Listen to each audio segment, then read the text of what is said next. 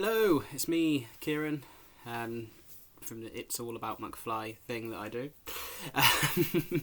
So, this is the second video in the week that we're doing on McBusted, the McBusted week, and it's all building up to the McBusted quiz on Monday. So I'm glad a lot of you seem to enjoy the little bonus quiz, which is just a quick few questions that I put up the other day for you. Some really good scores in that, and I might have to make the questions for Monday a little bit harder. So with this video, I originally had the idea of just doing the best of McFly according to Twitter, but also putting my own opinions in it. I discovered I went on for far too long, and the video was too long, so I'm going to split it into two, and you're going to have my opinion / review of the McBusted album, and then I will do what Twitter have said separately, what Twitter have said in a separate video. So if you don't want to listen to what I've got to say, you can just skip this video and move on to the next one, which is about the Twitter. So McBusted the album. So McBusted the album by McBusted. I think they start off with, they could have come up with a better name. But the self-titled thing is what most bands do with the first album. And it was the first album and the only album, which may be a saving grace for our ears. So the album has very mixed reviews between all the fans from both sides of the divide, from McFly and Busted, and the genuine just McBusted fans, and people like me that really like both of them and found the project when it eventually all the hate for it was awkward, because I generally really like both bands, as a lot of people do as well, and I did love McBusted to start off with. The first idea of it was amazing, that first tour and everything surrounding that first tour was amazing, and then they announced they're doing an album and you're thinking, right lads, are in it, and I was buzzing for this first album, and I was about 17-18 at the time, and I think the reason I was so buzzing for it as well was because I never thought I'd see Busted release music in any sort of way. So doing it as McBusted I thought was going to be as the closest we'd ever get to it. Because I never thought in a million years that certain things would happen, that being Busted would be a standalone band again and release music as they were all those years ago. And I think there's a good 10 years by that point. 10, 11 years at that point. So I was buzzing for the McBusted album. It was exciting, and also because I really, reason why McBusted were really exciting, because obviously I never thought I'd get to see Busted again. I never thought they'd later come back, but I also really, really loved McFly. And the day before the McBusted announcement was, I got to, it was really weird that I said to my mum, and I knew nothing about it whatsoever, I said, I'd really like to go and see McFly again one day, next time they're touring, because I sort of lost touch with them, but sort of come back and said they're one of the best live bands I've ever seen. And then McBusted got announced, and it was like fate. Everything had come together once, because I love Busted. I never got to see them the first time round, just because it happened so quickly. By the time I sort of really got into them and wanted to go and see them, tickets had already sold out for what turned out to be their final tour and stuff. So yeah, it was really, really gutting. So the McBusted album, I had really, really high hopes for it, because you've got some of the best songwriters, certainly like a generation in there. I don't might be a bit, but like Tom Fletcher and James Bourne are incredible songwriters. I know a lot of people don't necessarily agree with James Bourne, but he has made some of the biggest songs in pop history, UK pop, punk, whatever you want to label these bands are. He's made some of the biggest ones. Like, think about it, a lot of the McFly's early days, a lot of the ones that got to number ones as well, James had a foot in writing. I know it was predominantly Tom and Danny, but he was there for them, and he obviously, a lot of Busted songs pretty much he wrote with Tom, and they made some absolute bangers of songs. And you got, just for that, and then you add the mix of Danny Jones, who's also incredibly good songwriter. And then you added in ideas of 6 guys who are all very, very talented, have all had a very successful career at this point, over 10 years of McFly, and obviously Matt and James have been in the game for so long writing songs, you're thinking, yeah, this is going to be brilliant. The album, it's a Marmite album, isn't it? You either love it or you hate it. There's no in-betweens with it. and I think even if people sort of love points of it, it's not a solid album where I've never met anyone that goes, I love every track on this album. It's a bit like Above the Noise. No one goes, I love every single track. I love certain tracks. And it's very much a similar sort of album to that. So let's sort of get into I think why it became that sort of album. McBusted could do anything they wanted to at the time, and they just wrote the songs that they did, and there was no pressure on it, I think, as well. There's no pressure for it to be good, because they're just riding this wave. And I think what was the processes were a lot different to the McBusted writing and then the recording than there were to probably how they usually do it. Normally it's you go away and write, and you go on a very secluded writing trip for a long time, and then you release some song, and then you go into the recording of it, and then go on tour, and then have a break from that, and then a couple of months, a year later, you go on and do it again. McBusted sort of were doing it all at the time while this massive wave was going on, and they had such a great friendship. It was sort of like a lads on tour sort of thing. You go, lads, and it's obviously lads on tour sort of thing. And I think the writing trip was probably, from what we know of it, was probably more of a lads on tour, sort of almost like being on tour. So that's where you get some of the sort of more stupid stuff lyrically, and that's why I think the album ended up how it did. So I think we should get into sort of reviewing the music, and I'm going to play a little bit of each song as I'm talking about it, from the very start to the very end. So we'll start off with which was the leading single, and also obviously the leading track on the album, Air Guitar. Starts off well. Also, and I want to point out here, I'm not a music critic. I'm not very talented with music at all. I don't know great deals of stuff about music, and this is just an opinion of a genuine sort of fan of both bands, and ultimately the supergroup, which was McBusted. So if you're going to hate on me, I don't care. But this isn't what I do for a job. I'm not professionally enhanced. This is just my stupid opinions, but hopefully you enjoy it nonetheless anyway. So just thought I'd use that as a disclaimer. So Air Guitar, and as you say, it starts off well. It starts off really well.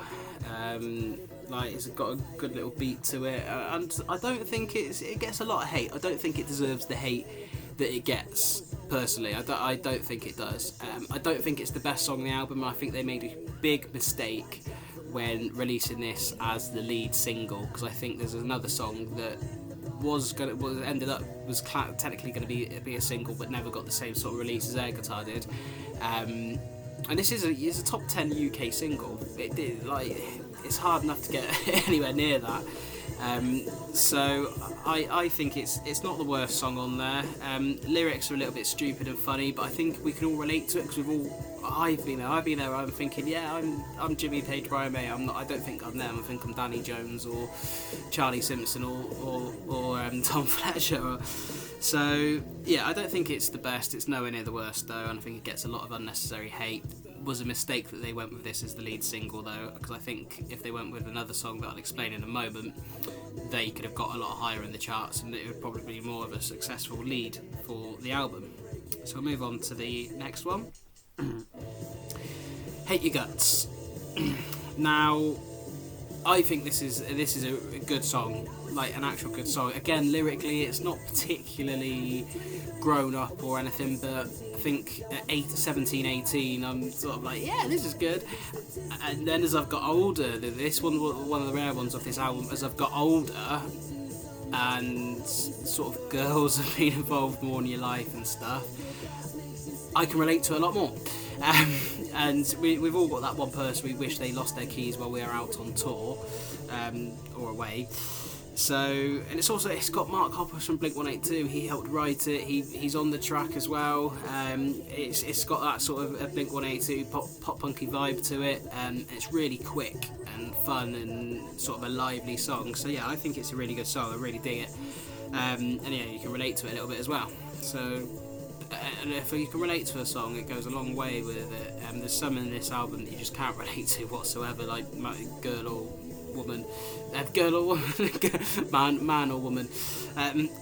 So I think it's a good track, and I don't think it's nowhere near the worst again on the album. It doesn't really get a lot of an opinion. People don't really say they love it or hate it. It's sort of in the middle, but it gets more love than hate, and it certainly gets more love than air guitar. I forget this one's got a bit of a long intro. So this is What Happened to Your Band. And I think this is, again, a really strong song on the album. It's not terrible, and it's one of the much better songs. It's got a bit more meaningful lyrics to it. You can't quite relate to it, but you can sort of feel the emotion of James in it, and sort of maybe even sort of Matt to a degree, because people must have asked them all the time, what's happened to Busted, when are you coming back? And they must have got sick of it, because they knew it couldn't happen without one other person. And you can sort of feel their annoyance to it, and I think that's why Matt wanted it on the Busted record. It was Matt Willis, according to James and Charlie, that asked, can we do a version of What Happened to Your Band on it? And obviously this is the second reincarnation of it, because James obviously did it with the Son of Thork as well, but it never got released properly. So yeah, I think it's a really strong album. It's really harmony rich, and it's really harmony rich pop punk joy would be the best way to describe it. And it's nostalgic as well. It's got that nostalgic, what you expect from a Busted feel. It's got that sort of Busted feel to it, which is why it ended up being a Busted song. It's got that real Busted feel to it, and it's also got that real sort of, you can feel, everyone sort of felt it with Busted. They're like, what's happened to the band? When are you coming back? And you sort of relate to it that way. I've just rambled on there and pointless crap. Next song is Get Over It, which is what a lot of people need to do about things. I think this should have been the lead single, because it was technically, I remember they went on Radio 1 and they said this is going to be our next single from the album. This is called Get Over It. It was sort of, it came as a free to download song if you pre-ordered the album in the end. I think if they'd possibly done the same coverage with this as they had done with Air Guitar, or put this out before Air Guitar and used this as the lead single from the album, I think they'd have done a lot better with the single. I think it would have at least matched Air Guitar's record with it. It at least matched that, but I think it could have beaten it and got a lot higher up, because I think people outside of the McBusted world would have dug it a lot more. So I think it's a really, really good song, and it's probably one of my favourites on the album. I think there's sort of 3 really strong songs that are favourites for me, and I haven't mentioned one of them yet.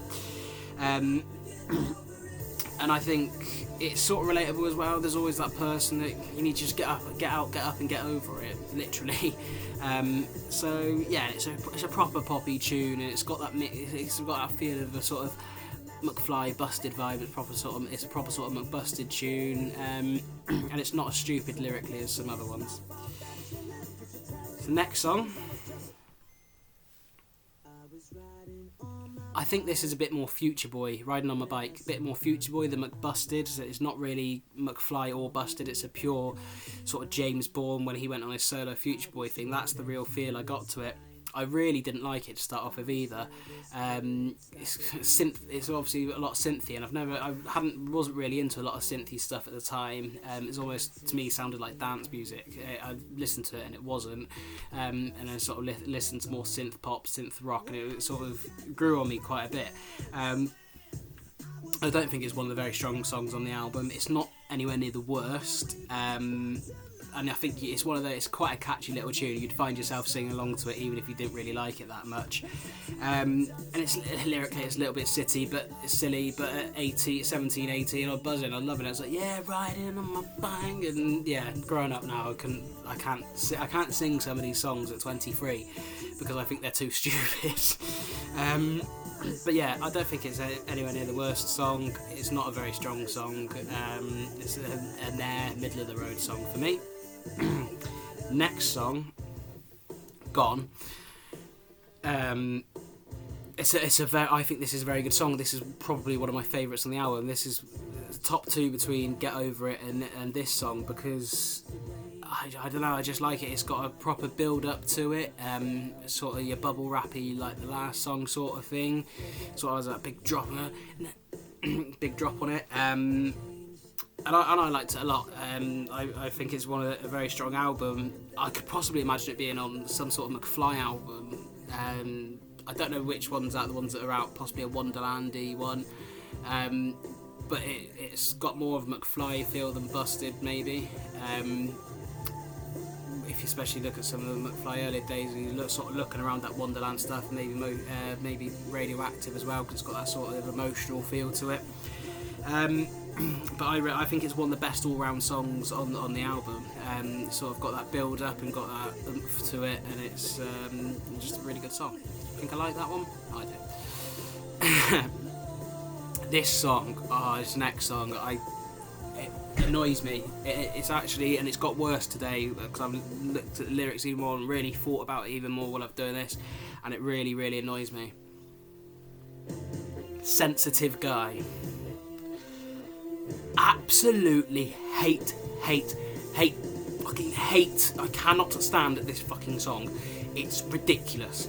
It's a joke, and I can't believe that it ever got onto an album, let alone a McBusted album. I just don't know any band releasing this, how any manager, record producer has gone, yeah, that's a great song. It's wrapped up in the bubble. It's awful. It's toxic masculinity at its best, and you can possibly tell some certain members of the band that might have had a bit more of an influence over it to others. I don't know. I wasn't on that writing trip. I wasn't in these decisions, but it really annoys me. It's a song that takes the piss out of people. It takes piss out of a lot of men. It sort of gives that stigma to men that they can't cry and they can't be emotional, and the woman's got to be the one that wants to get married. Like, yeah, literally, I cry because the first bit's about having sex and stuff, and then taking a piss out of someone because he's vegetarian. Oh, it's just awful. It's not good. It's taking the piss out of the guys who can't cry and care about the environment, because it's a bit about I drive an I can't stand it. Drive an eco-friendly scooter, and it's fucking shit. It's just like, and basically guys that want to get married and that don't have feelings, which is every guy, by the way. Every guy has feelings. It's fine to cry. It's okay. Like a movie, whatever. I cried at fucking Toy Story 3. Sorry, I've cried at Sons of Anarchy. It doesn't matter. It's a ridiculous song, and it just fucking pisses me off. It's shit. And why it's on that album, I would. Oh, if there's one song I could actually take it off, it wouldn't be How's My Hair. It wouldn't be In the Club. It'd be that fucking shit. Oh, sorry about that. Anyway, let's move on. Next girl. Beautiful Girls. Now, I do like this song, but again, I think it's a bit of a middle-of-the-road song for me. It's a nice slow one. Has a little bit of a build-up, not too much. It's quite a nice sort of got acoustic-y vibe and just sort of slow dancey sort of vibe to it. You can have it as like a wedding dance or something. Always a bit confused by the message though, because who are they saying? Ugly girls, like in their opinion, ugly girls aren't lonely, and the beautiful ones are the only ones that are lonely, because everyone could be lonely from time to time, and it doesn't matter how you're viewed on anyone. But I think all girls are beautiful, so you're all lonely apparently. Again, it may be a bit better if you don't think about it too deeply and you just sing along to the words, but it's yeah, I don't know. Maybe the message, but I don't know. Maybe it's just me. These are my opinions, so we're with that. Before You Knew Me, just sort of full of cliches. You wonder where the Busted got the idea for 90s, this sort of song. It reminds me a bit of Bowling for Soup's 1985. They go, there's Madonna, all that before Madonna and whatever. It's not the strongest track at all. It's not got writing brilliance in it. It's just a load of opposites thrown in and celebrity names thrown into some song, and they've put a melody to it and it's become a song. It seems like a bit lazy personally sort of writing, and I think they could have done better than this track. It's a very meh track. Back in Time, 13 shots after your 12th beer, and Tinder, something you never thought you'd hear. McFly or Busted writing about. I've not got a lot to say about this song really. It's not great. I like the whoas in it a bit more than anything else about the song, to be honest.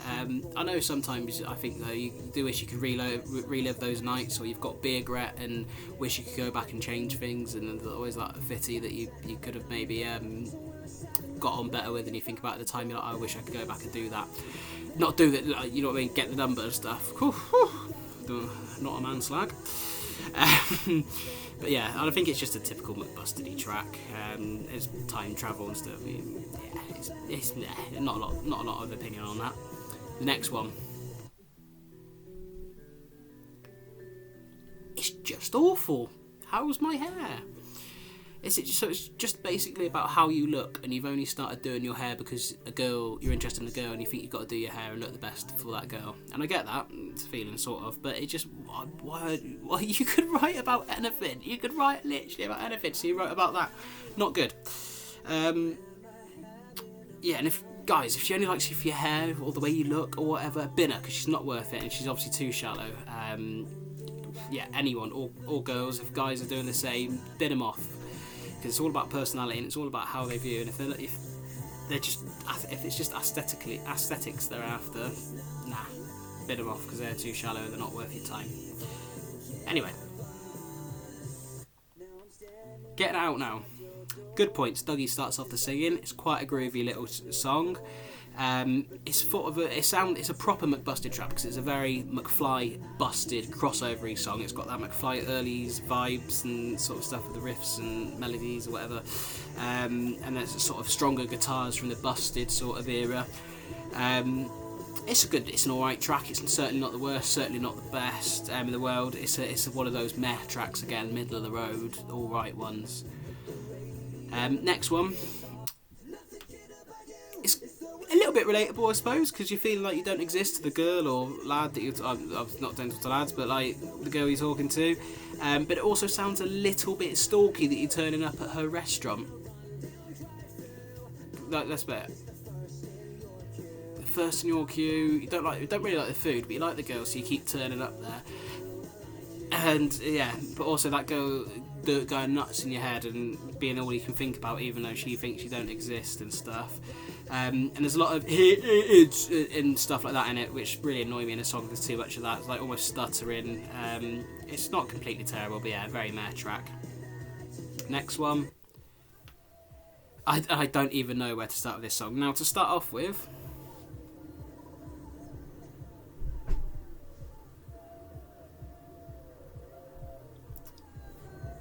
skip into it a little bit, hold on. To start off with, you're thinking, before you knew what it was about, you're thinking, alright, maybe.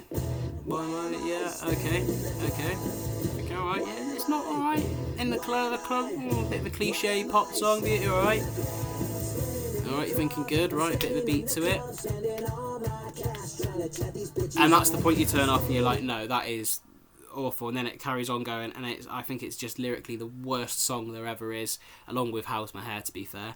There's nothing to say about it. It's terrible, and I can see why it was a bonus track, and why it was ever on the album. Like, there's some brilliant songwriters in this band, and they came up with that.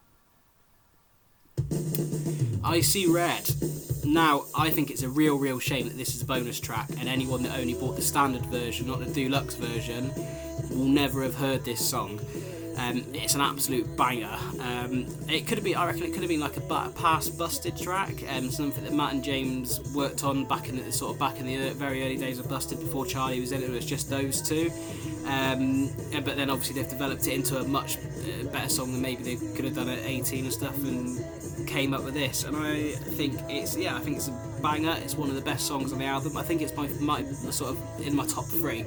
Because my top three sort of gone, Get Over It and I See Red, and it's a brilliant song. And I think it's a real shame we never got a live outing of it. It's one of those songs on the album. One of the songs on the album I'm actually gutted they never played live. Which isn't a surprise because it's a bonus track, but I thought they might have done, because it's got that real rocky sort of early days Busted vibe. Maybe it's sort of that Thing You Do sort of vibe, will meet you there sort of thing, a bit sped up. But yeah, so I think it's a very good song. And that brings me to the end of my opinions. It's again gone on slightly too long. I hope you've enjoyed those. Check out the next video for what you guys on Twitter have thought, if you're still watching this one. And if you're not, I'm speaking to absolutely no one. See you soon. Stay easy. Breezy. Stay breezy, not easy.